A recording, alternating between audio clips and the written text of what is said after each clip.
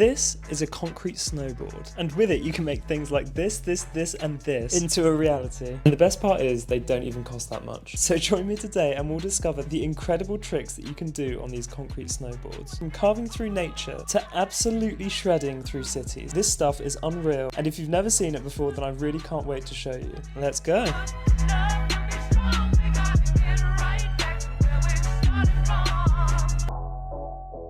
Flashback 15 years ago, at the peak of freeboarding, and sites like this were possible. Hundreds of riders on these strange kind of skateboards with 6 wheels, all of them with the same goal, to snowboard on concrete. And back then, hopes were high for the future of freeboarding, and the boundaries of this new sport were being pushed to the limits, especially when it comes to downhill riding, where people were figuring out the best ways to make it look incredibly easy and seamless, just like on a snowboard. This inspired a new generation of freeboarders, who pushed the sport way past downhill riding and into freestyle.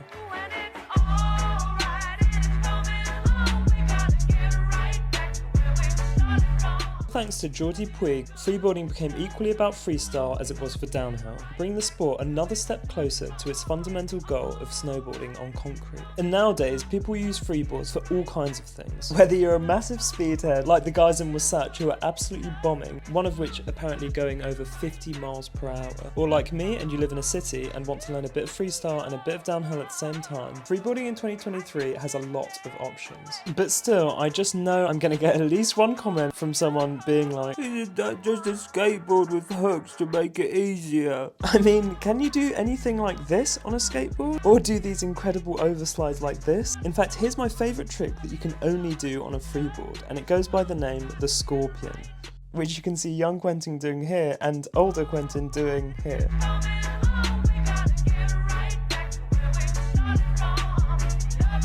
Or more recently, there's this one. Honestly, this is just such a sick line that he does here. He goes in with the jump, and then here he has so much control of the board. It looks so dope. And he starts with a spin into switch, and then what is this? Like, how does this not make you want to learn freeboarding? It's so cool. Yeah, obviously freeboarding is just skateboarding with hooks to make it easier to jump. Or as you can see here, Jordi absolutely killing it through Lausanne. I mean, look how much speed he's getting just carving through the streets. I mean, what an absolute beast. If you take anything away from this video, is that you can do so much with a freeboard. It's just so versatile. And with all of the options that you have to buy them now, there really isn't an excuse not to get one, especially if you thought that these videos were cool. And that's not even mentioning the incredible freeboard events run by the community. And they happen all over the world, so it doesn't matter where you come from. You can always find an event in your region and you'll have a blast doing it, because they are so much fun.